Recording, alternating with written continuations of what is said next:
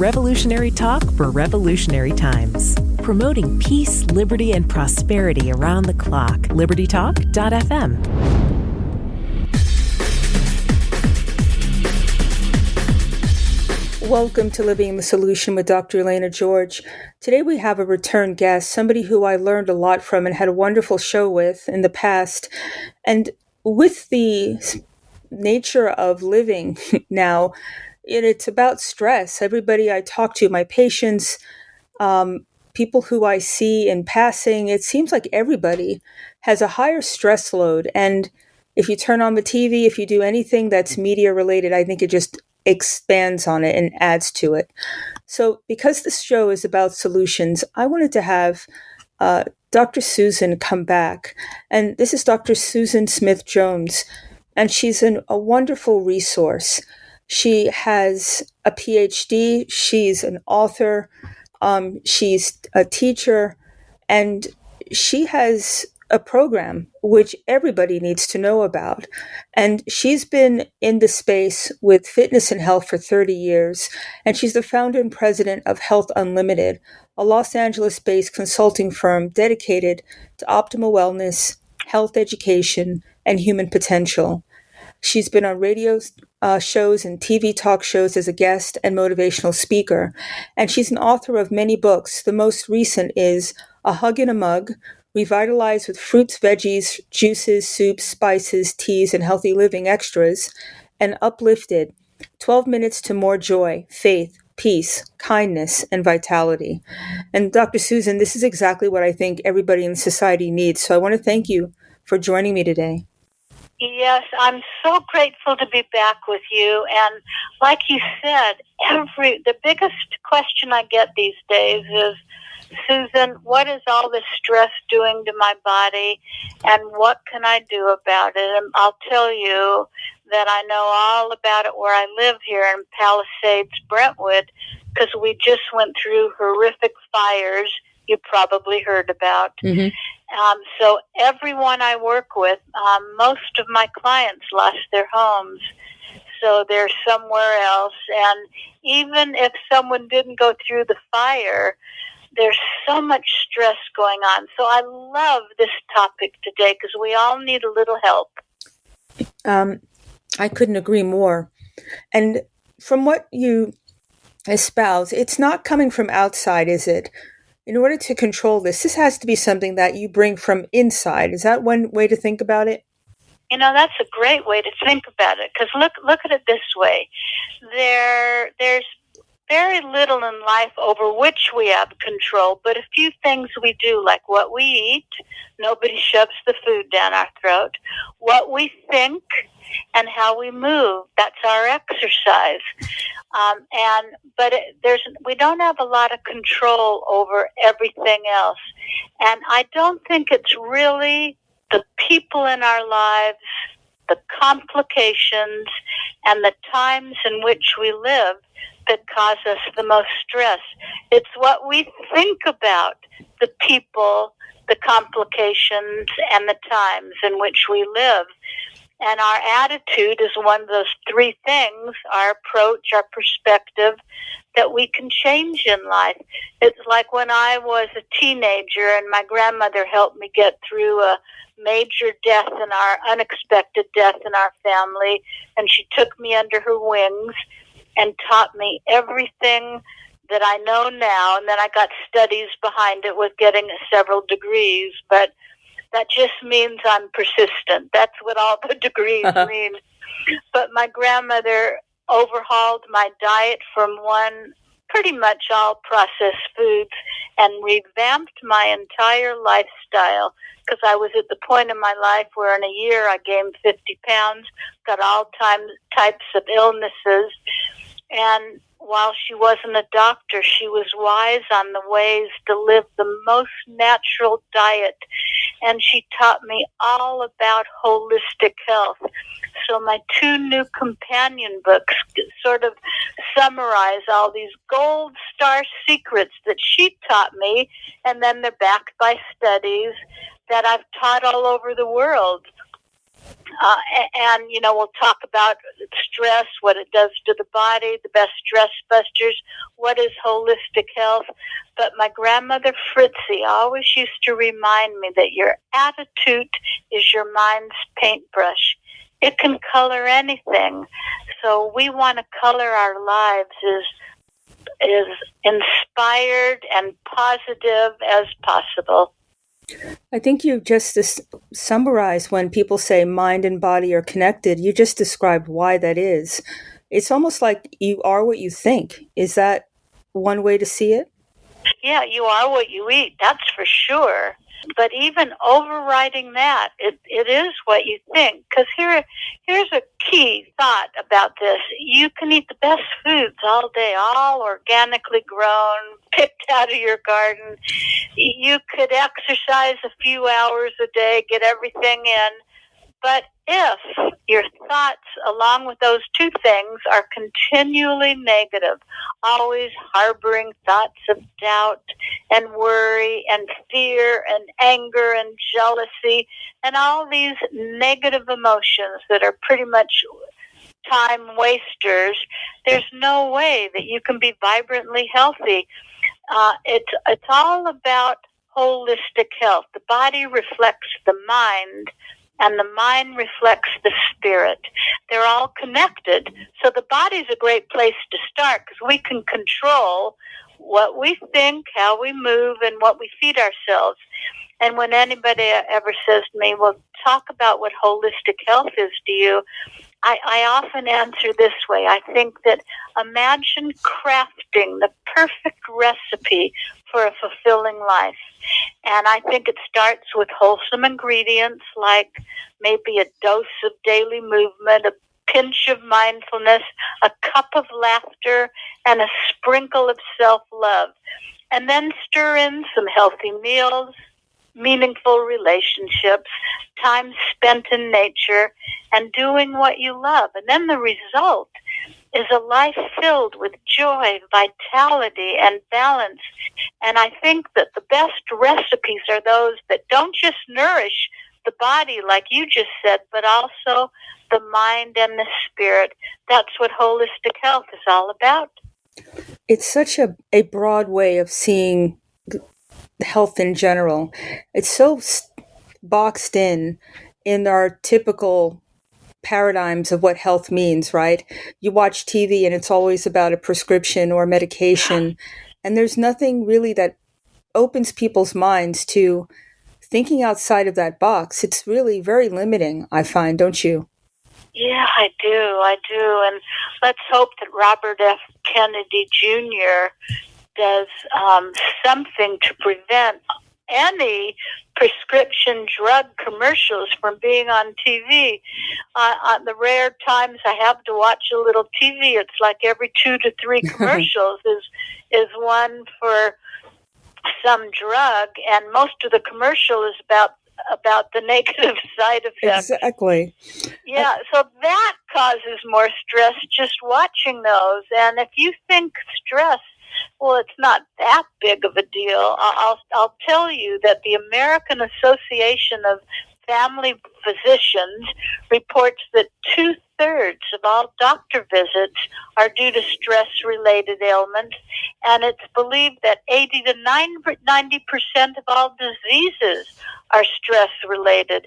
And if you're female, stress is probably more damaging to your health because study after study finds that women suffer from both stress and depression, which is kind of a side part of stress when you don't deal with it well, more often than men.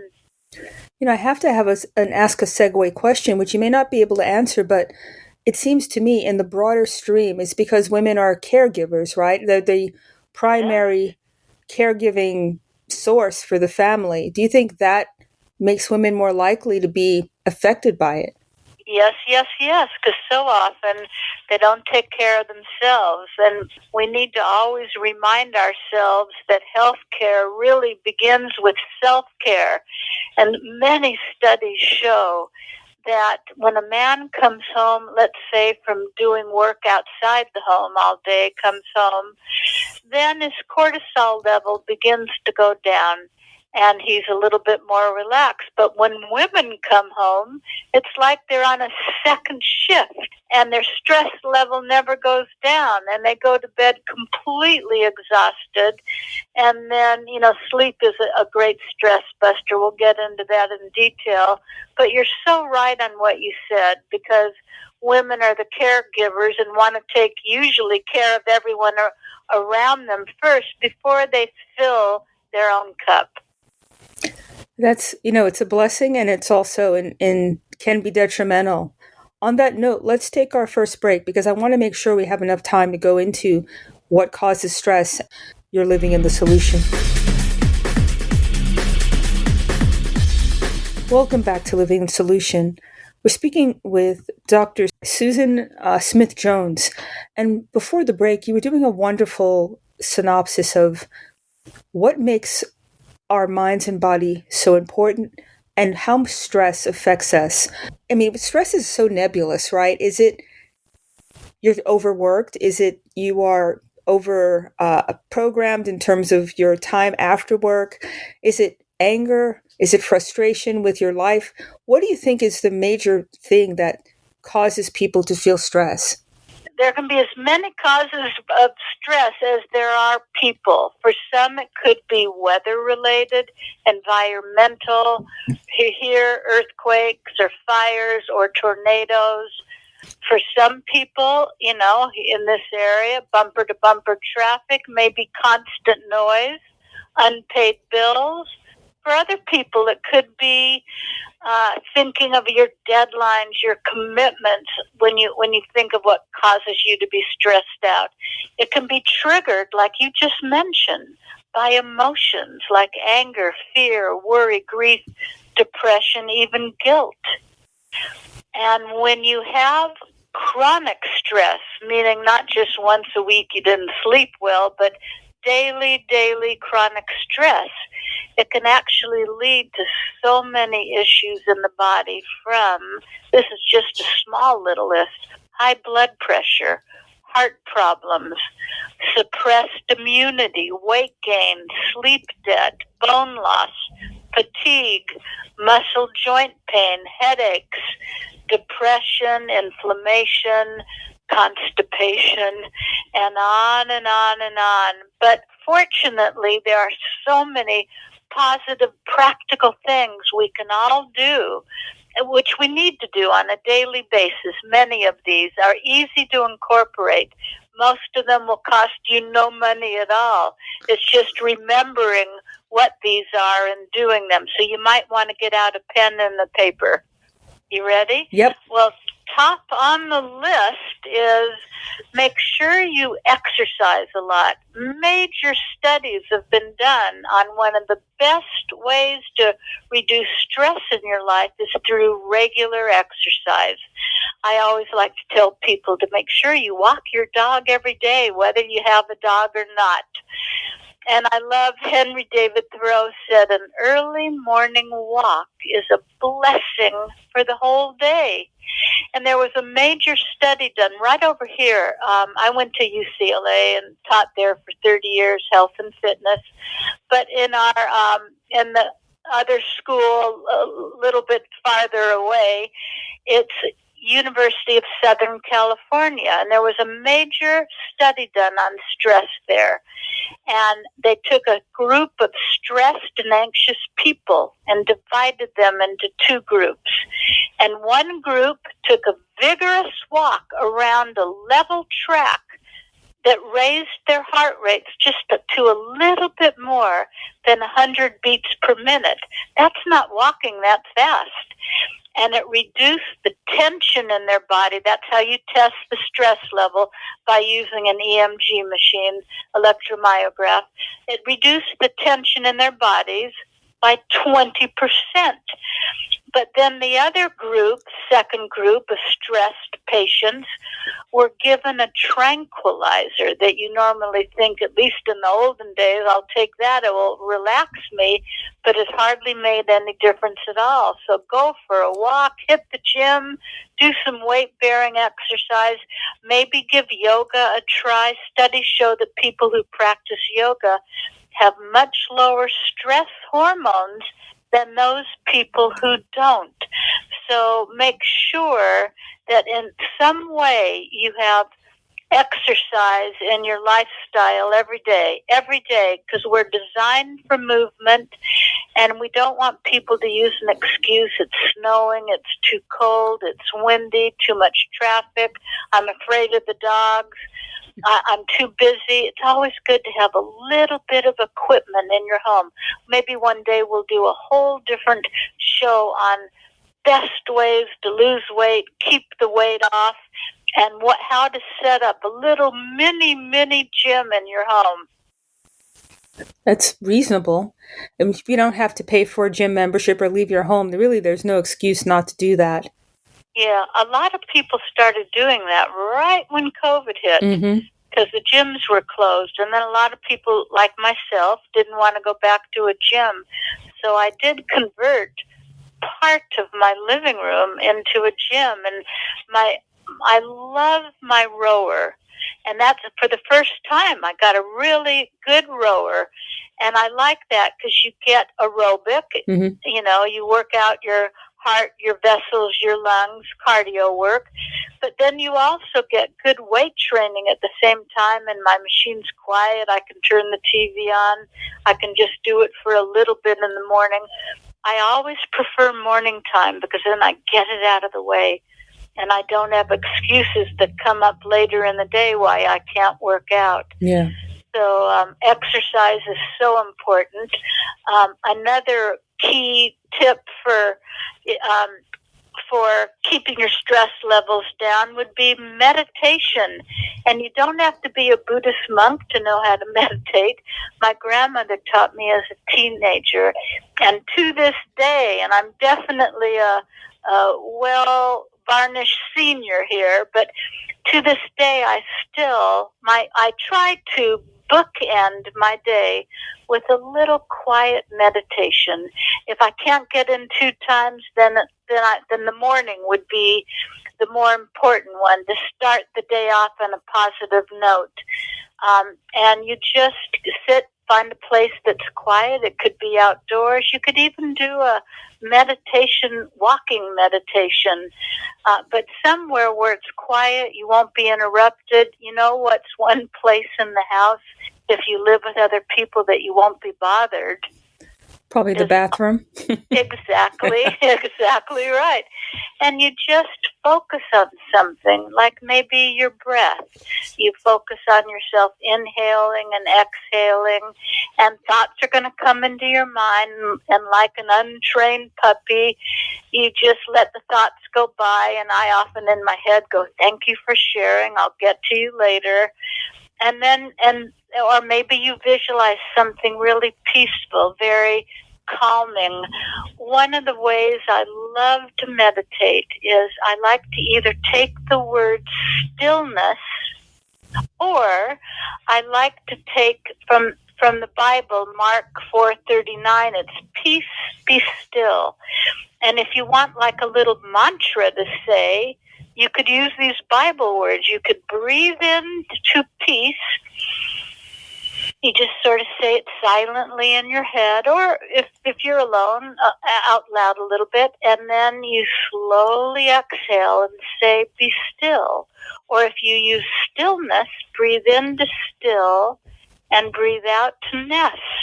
So something like that takes your mind off what you need to do that day, what you wished you hadn't done yesterday. Because when you think of something to say like that, it really keeps your mind focused. So we want to keep it focused on something that's very positive and peaceful. And then I always end my, I don't know if you do this, but I end my meditation with a little visualization. It could be a minute, up to 3 or 5 minutes. and I see a goal that day, some goal that I want to achieve. It could be something as simple as eating better foods that day, or getting in a good workout next, or something. And then I see the end result as though it's already achieved. And because it's important, like Gerda said, to assume the feeling of the wish fulfilled. So I assume that feeling that goal I'm thinking about has already come to fruition, and how happy and grateful I would be. Albert Einstein once said that the imagination is more important than knowledge. Henry David Thoreau said one of my favorite quotes of all time. And it's, if you advance, my grandmother made me memorize this as a teenager.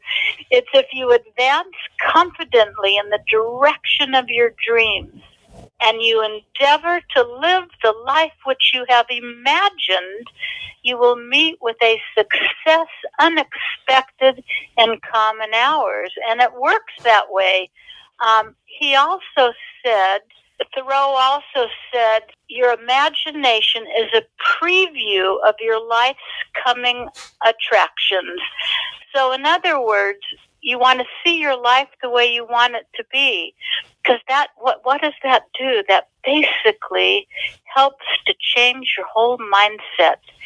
And by mentally, how would I put it this way? By mentally rehearsing acts of maybe positivity and kindness, and visualizing positive things, then you create pathways in your subconscious to help make these actions and the results a natural part of your life.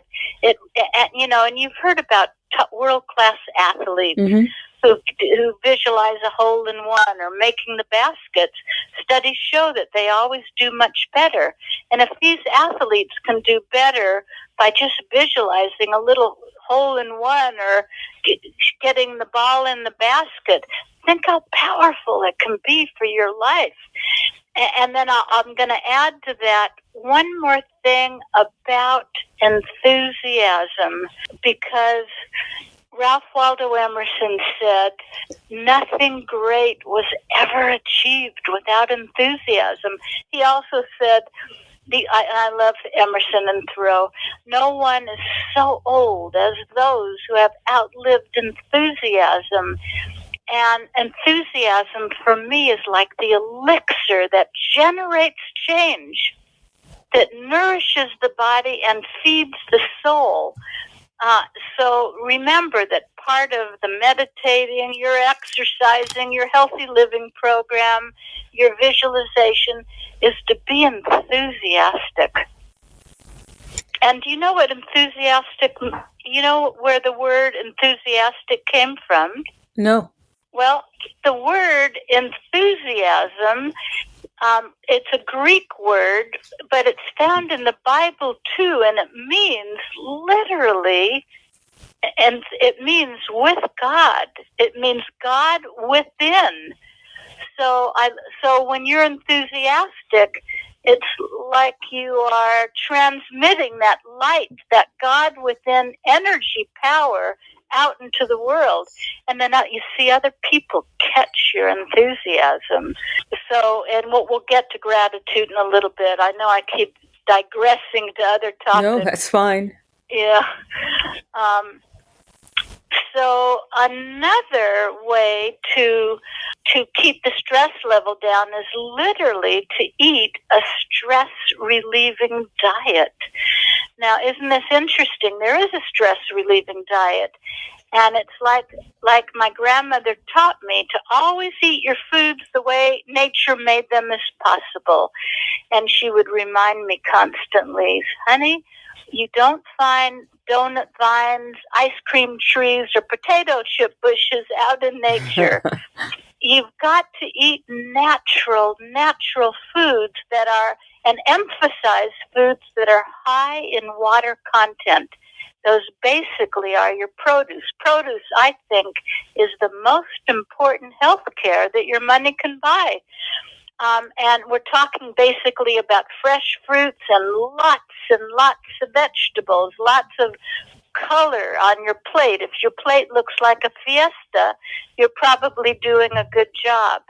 And to that healthy diet, and by the way, plant-based foods are the only foods with fiber in them. There's no fiber in animal products. Plant-based foods, your fruits, your veggies, your legumes, your seeds, your nuts, those are all the foods that keep your digestive system humming along. I know this isn't the most pleasant topic, and let's hope nobody's eating right now, but we don't want anyone to be constipated. You've got to, like Fritzy used to say to me, you want to have at least one good bowel movement a day, and if you're lucky, a couple more bonus rounds each day. You want to be able to do that because you don't want to recirculate all the stuff that could be sitting in your colon for days and days. So to help that move along, to get you back in the flow, you want to make sure you drink as your beverage of choice lots of good purified water every day. The body's 70% water. Our cells are 70% water. Our planet Earth is 70% water. I don't think that's a coincidence. And at a cellular level, dehydration makes us as droopy as a neglected violet. Lack of moisture in our faces causes wrinkles, like lack of moisture in grapes causes raisins, or in plums causes prunes.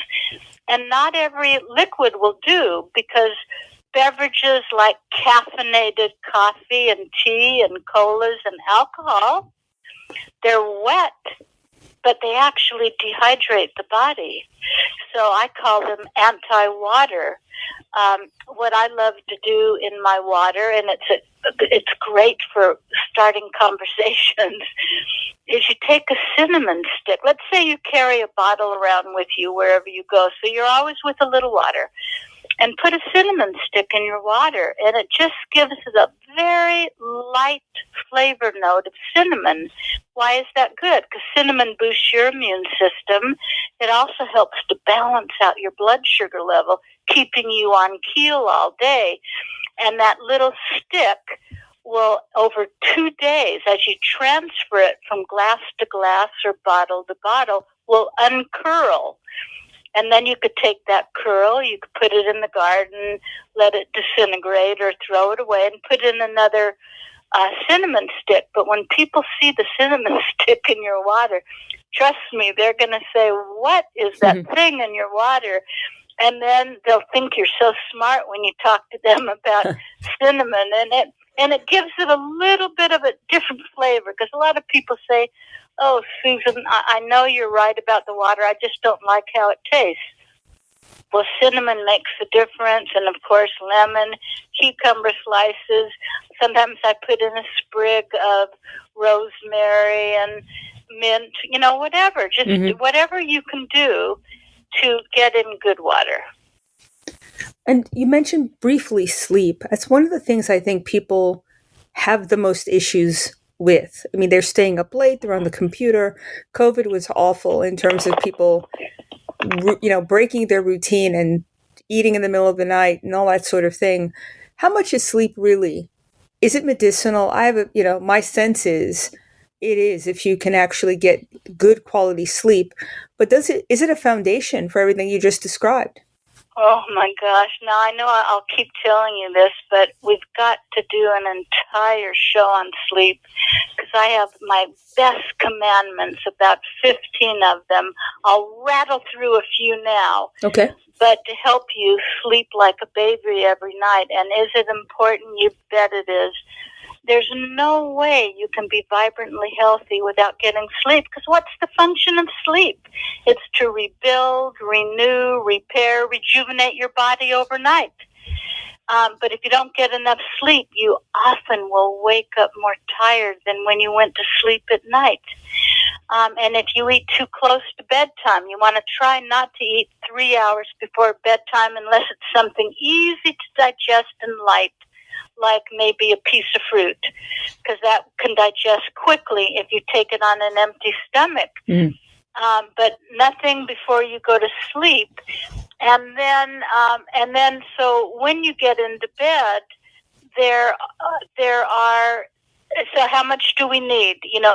Different ages need different levels of sleep, like from toddlers to kids to teenagers. You need a whole lot more than adults, but adults, for your brain to function well the next day, to be positive, to be healthy, to do everything I just said, renew, rebuild, repair, you need 7 to 8 hours of sleep at night. And some of the things you've got to remember about sleep is keep your sheets and your PJs, if you wear them, natural fibers, not polyester, because that affects sleep. You got to turn off all technology about an hour before you go to bed.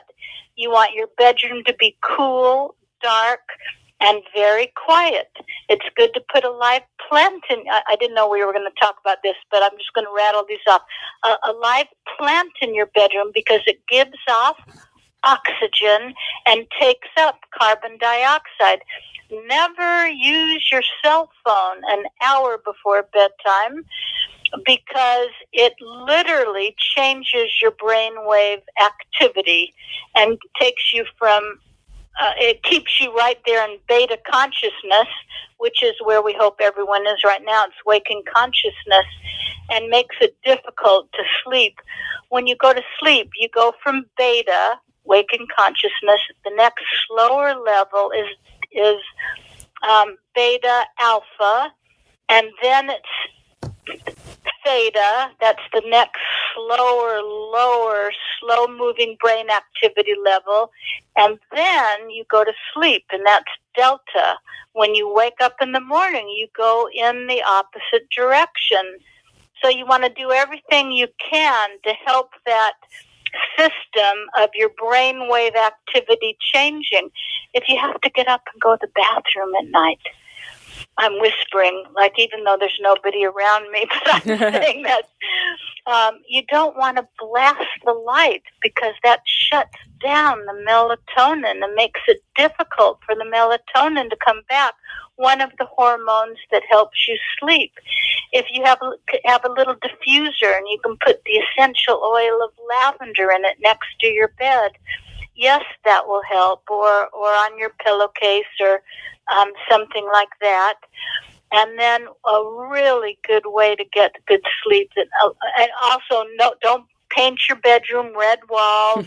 I worked with a very famous actress here in Brentwood many years ago, and we worked over the phone a lot. She came to my office, helped her get ready for some big events, but she continued to have a sleep issue. Even though she was doing everything I told her, I said, can I just come over to your house and look at your bedroom? And I was shocked when I walked in, because her bedroom walls, her favorite color was red.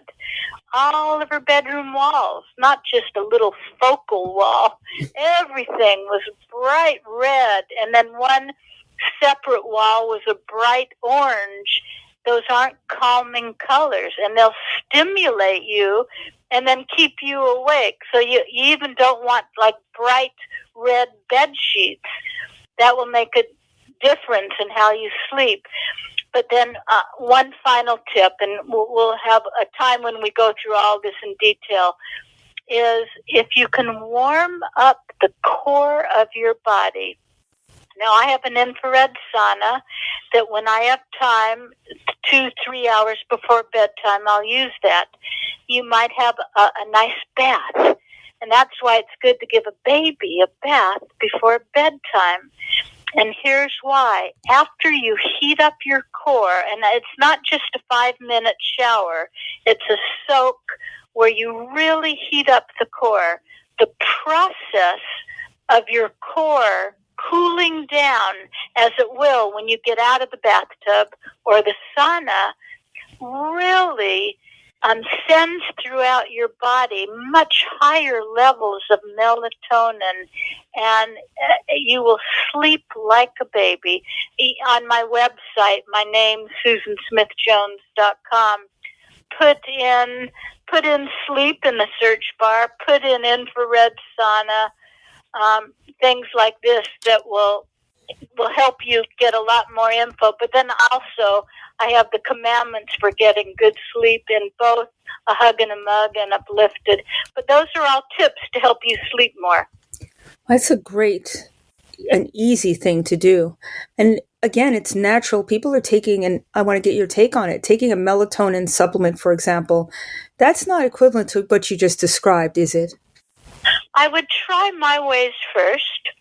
And if they don't work, as long as you don't completely overdo the melatonin, because it actually is an antioxidant. It's actually good for your body. And when I've been under a whole lot of stress during the day, or, for example, right now they're building a new house across the street, and it's been hour after hour of banging and hammering and drilling and sawing and trucks backing up with the beep, beep, beep sounds. And they're going much later because it's lighter at night now. Mm-hmm. And on occasion, I'll put a little melatonin under my tongue, and I do see it really does help me. But also an hour before bedtime, if I think it's going to be one of those nights I'm on deadline to get an article or a book done and I can't turn my brain off, I'll make some tea. And it's either chamomile, tea bags, chamomile, or it's loose leaf, chamomile, lavender, or lemon balm is a great tea to have to relax you. Chamomile is one of the very, very best. And those teas will just help calm you down, but you don't want to drink it minutes before bedtime because then you'll be up 2-3 times at night using the bathroom.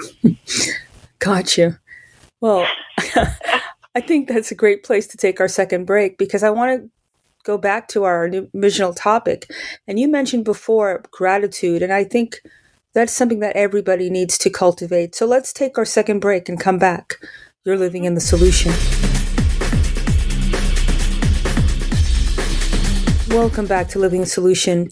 We're speaking with Dr. Susan Smith-Jones. And again, you can go to her website, susansmithjones.com, and you can see her book. You can buy it there, and you can see articles she's written, recipes, webinars, and other interviews. And before the break, at the beginning of the show, we were talking about stress busters. And one of the things that you mentioned was gratitude. What exactly, for those that are not well-versed, because everybody's feeling, not everybody, but the prevailing emotion these days is something that's not positive. It's anger, it's frustration. The whole energy of the planet seems to be off. And gratitude to me is the antidote for that. So in your opinion, or in your experience, what is gratitude and how does that help us? Yes, and you're so right. The antithesis of focusing on the negative is let's focus on things for which we are grateful. Studies have even shown that it's a great stress buster because what you think about consistently brings more of the same right back into your life. So focusing on the positive, even during difficult times, is one of the best ways to reduce stress, to alleviate stress, and to transform your life. And I often look at gratitude like this powerful tool that transforms not just your mindset, but your whole life. Because when you focus on blessings around you, I touched on this briefly earlier, you shift your energy toward positivity and abundance. And what you can do to get you in the habit of thinking more positively is to keep it, and we've heard this for ages, but it's very effective, is get a beautiful book. Get a beautiful book online or at a bookstore with maybe just lines in it. And start a gratitude journal. Write down every day at some point before you go to bed at night at least 3 things for which you are grateful. I know you can find 3 things, and you can write more if you want, but let's make it easy. We don't want to set people up to fail, at least 3, and watch how this simple habit of thanksgiving and gratitude opens the door to happiness, deeper connections, and a more fulfilled life. I know a lot of people, sadly, that wait pretty much till the 4th Thursday in November on Thanksgiving Day, and that's their day to be grateful.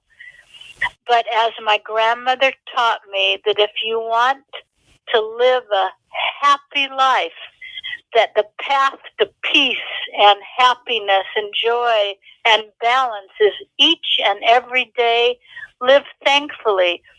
After these big fires in Palisades and Brentwood here, I was so grateful literally for that I had a bed and a pillow, for 3 weeks and no power, and I had no hot water and no Wi-Fi.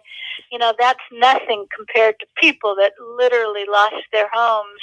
The little things in life, life's simple pleasures that we often take for granted until we lose them, or there's a threat of losing them, like beautiful, simple things. So now, like, I see butterflies fly by, or dragonflies, or today I was sitting outside sipping tea for a few moments, and a ladybug landed on the back of my hand, and the joy I literally got from that this morning, and I love this, and I had so much gratitude for this. It might sound really simplistic to most people, but there's so many beautiful, simple pleasures in life that we just take for granted. Like this morning, from my little garden, I cut three flowers. They were Gerber daisies, and I arranged them in a vase. And then there was one that fell on the ground that had broken off, and I put that in a little bowl.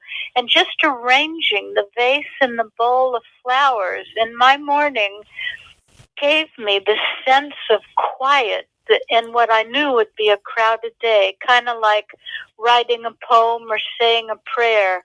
It was so wonderful. Know how important this kind of rides tandem with gratitude. Know how important it is to keep your word. I'm a stickler on making my word gold. I have major contracts with big companies and do consulting and other work, and most of them who know me well, we don't even have a written contract because they know with a handshake my word is absolutely gold.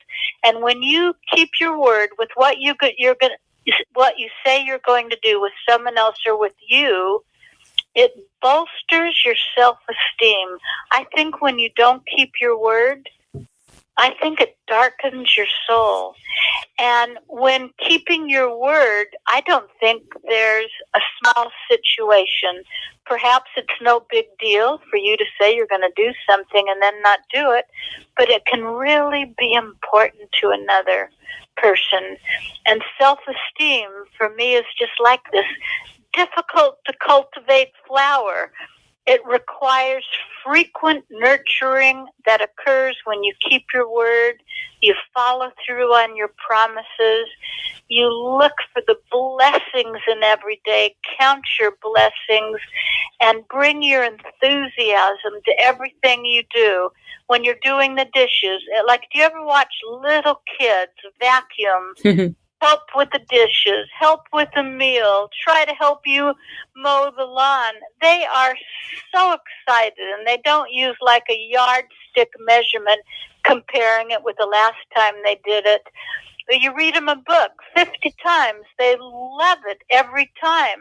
It's that kind of enthusiasm that and it's all about, and I am a Christian, and it's all about getting in touch with your divine nature inside you, being as positive as you can. And I believe that gratitude keeps my thoughts always going in the right direction, helps me put my faith into actions. I couldn't have said that. It was very eloquent what you just said, and so true. And when you think about it in a bigger way, it doesn't give space for anxiety and depression and all those emotions that you feel overwhelmed by. I mean, you're taking control and you're taking the initiative. And it doesn't allow you to be influenced from what you just described, and that's how I feel, by other people, what they think of you, what they're superimposing or projecting onto you. It doesn't matter because you have this foundation, this power that you're able to just basically reflect back or not let it take you over. It's really an amazing emotion, and it just gives you peace, doesn't it? Yeah, it gives you peace. And if you want more peace and energy, if I have to have 3 top things on my list for living a healthy, balanced, peaceful, and stress-less life, and without depression, because it's not that I don't get depressed or have anxiety. I do, but I look at, because it's hard to be positive if you haven't slept enough. Yeah. If you eat junk foods, you're going to be depressed and have no energy and have low self-esteem. And the darker your thoughts, the more you choose poor foods. When you eat a unhealthy diet, it's a reflection of your poorly lit thoughts. But right there near the top of the list, besides everything else I've been talking about, is time in nature. There was this great recent Stanford study that found quantifiable evidence that walking in nature could lead to a lower risk of depression. So if you're feeling down, do what I like to do. My favorite thing is to be outdoors in nature, always outdoors in nature. Take a hike. When your mind is positive and you're feeling upbeat, you're more apt to choose healthier foods. And if you just need that energy boost, and as much as you can do this with other people and family, that's good too. The best place to get it is outside. At another study I read last month from the University of Rochester, it was being in the presence of nature for 20 minutes.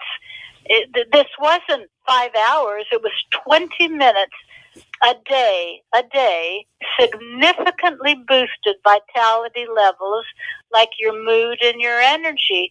But why? Because nature is fuel for the soul. And often when we feel depleted, what do most people do? They reach for a cup of coffee. Exactly, caffeine. Yep, exactly, a caffeine booster. But research suggests that a better way to get energized is just to connect with nature. And this greater sense of vitality doesn't translate simply to more energy for your work or your play, but it also means people are more resilient to illnesses. I coined a word decades ago. I write about it in A Hug and a Mug and Uplifted. I'll tell you about those in a moment. But I coined this called NDD, Nature Deficit Disorder.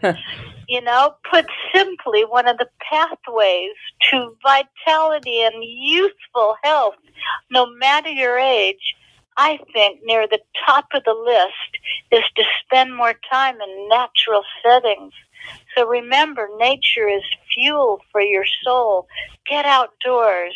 Mom, our grandmas used to say, go outside to play. I say, go outside to play and pray and enjoy nature's medicine. It is medicinal. Absolutely. On that note, that's a great way to take our last break and come back. You're living in the solution. Welcome back to Living Solution. We're speaking with Dr. Smith-Jones, and before the break, I think you did a wonderful job of just explaining to us that you don't need all of these outside things. You don't need the internet to make you feel good. As a matter of fact, it probably does the opposite since you're not outside and getting power from nature.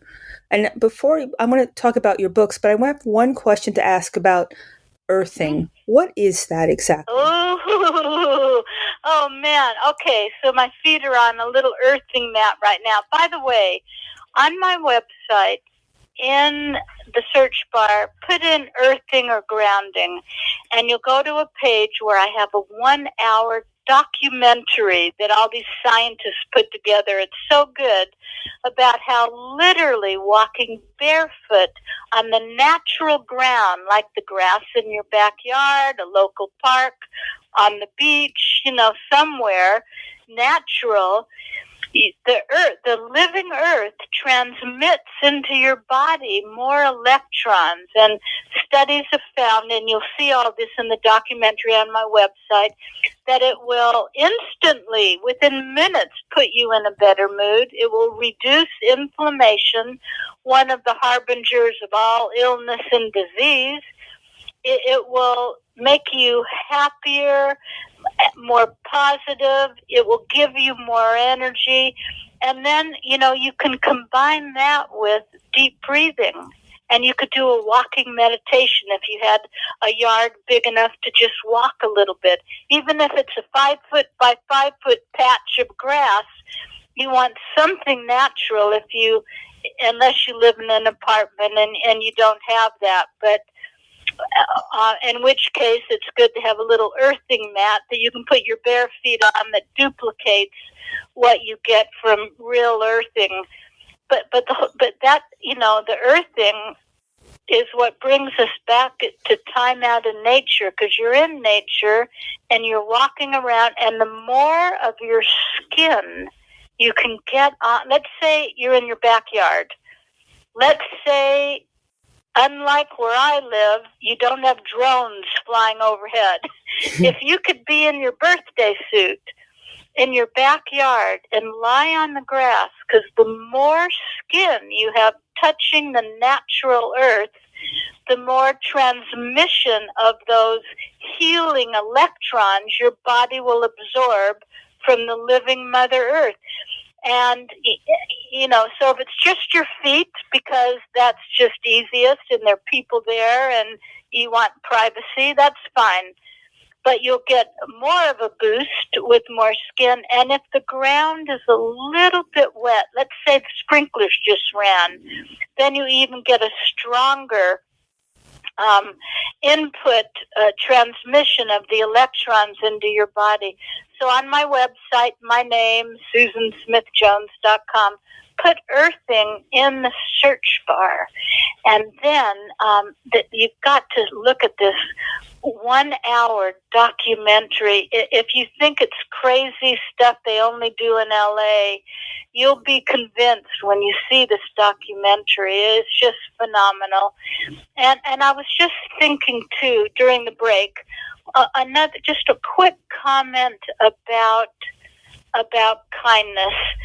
Henry James once said, 3 things in human life are important. The first is to be kind. The second is to be kind. And the third, he said, is to be kind. And I know that when you think about becoming the best version of yourself, kindness should be top on your list. Kindness is more than a virtue. It's a catalyst for change. And every small act of kindness that you share with the world has the power to ripple outward, transforming not only others, but yourself. It could be a smile, a helping hand, a kind word, a little lesson of compassion to a child. Kindness heals, connects, and inspires. And I want everyone to discover how practicing kindness can uplift your life and those around you. And studies have shown when you're kind for a few seconds, maybe you open the door for someone, maybe you pay it forward with buying someone's coffee in line or something, But not only does it help another person, but it blesses you too. And studies have also found that your brain lights up like a Christmas tree when you show kindness to others or even yourself. You take time to take a bubble bath, maybe something, or you're kind to yourself because you ate better foods that day. And that Christmas tree reaction, lit up Christmas tree, secretes more serotonin and dopamine, among other chemicals, that make you feel great, not just for a few minutes, but for hours. So I just think, I'll sum that kindness up. In a world where, what did my grandmother always used to say? Oh, yes, that you can be anything. You can be anything you want to be in this world. Choose to be kind. That needs to be top on your list. I love that. We've had so many different pieces of our discussion today, and I want to make sure that people know how to get your books, and your website is a wealth of knowledge for sure. But the two books, a Hug in a Mug, and the other book that you wrote, they're now out and people can buy them on your website, correct? Yes. And do I have one? Let me just, in 1 minute, talk about these books. Sure. A Hug in a Mug, you might think it's just about food. I'm just grabbing a sip of water here, with a cinnamon stick in it, by the way. But a hug in a mug has a double meaning, because yes, firstly, it refers to delicious, wholesome foods and beverages that you can enjoy in a mug, like healing teas, rejuvenating juices, great soups. These are all discussed in the book, spices, and I have over 100 recipes. But secondly, it refers to looking at your body like this magnificent mug, this miraculous vessel given to each of us by God to take care of throughout our lives. And we need to give our body many hugs every day in the forms of wholesome nutrition, daily exercise, ample sleep, time in nature, stress management, social, positive connections, an attitude of gratitude, more faith. So as I said earlier, healthcare starts with self-care, and it's our responsibility to our glorious physical, mental, and spiritual mug vessel, that we got to take care of it. It's all connected, and it's available on Amazon. You can get autographed copies on my website, SusanSmithJones.com. Hug in a Mug comes in color and black and white. They're the same book. One's just in color. I think the color one's a little bit prettier. And then the other, and I have two books because I didn't want to give you a 600-page book. I wanted all my gold star secrets from the last 25 years in these two books, so you have my whole program. And so Hug in a Mug is more physical, with recipes, head to toe, healing, detox, rejuvenation. Uplifted is more mental, emotional, and spiritual, and it's what you can do, hundreds of things you can do, and why, in 12 or fewer minutes a day, one step at a time, taking baby steps. And you put both of these together, and you will be soaring in your life. So you can go to SusanSmithJones.com, follow me on X, and if you go in the navigation bar, I've got a 1 day a month. I send you a healthy living newsletter. You can subscribe. It takes 10 seconds. I never give your email addresses out. And the general public never gets to read what's in my healthy living newsletters. They're just for everyone who signs up. They're like my extended family. And then if you go to books, and go to A Hug in a Mug and Uplifted, you can see how to get an autographed copy of any of these books. I just have the color version of A Hug in a Mug that I send out or Uplifted. And with each book, I get the order, I autograph the book, I write you a personal handwritten note card, I put a bookmark in the book, I put it in the envelope, I address it, and I personally take these to the post office and I mail them all over the world because a lot of people love to have autographed copies of books. And they make great gifts. I'm sure they do. And people need to go out and do this as they listen to the show. I want to thank you so much for joining me today. It was an absolute pleasure, and I can't wait to have you back on. Thank you. We'll do weight loss and home gym. We'll do sleep. We'll do a lot of other things. I would love it. Awesome. I look forward to it. Have a blessed day. And thank you. Yeah, thank you. And thank you, everybody, for living in the solution.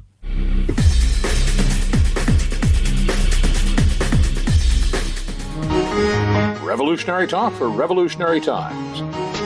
Liberty Talk FM.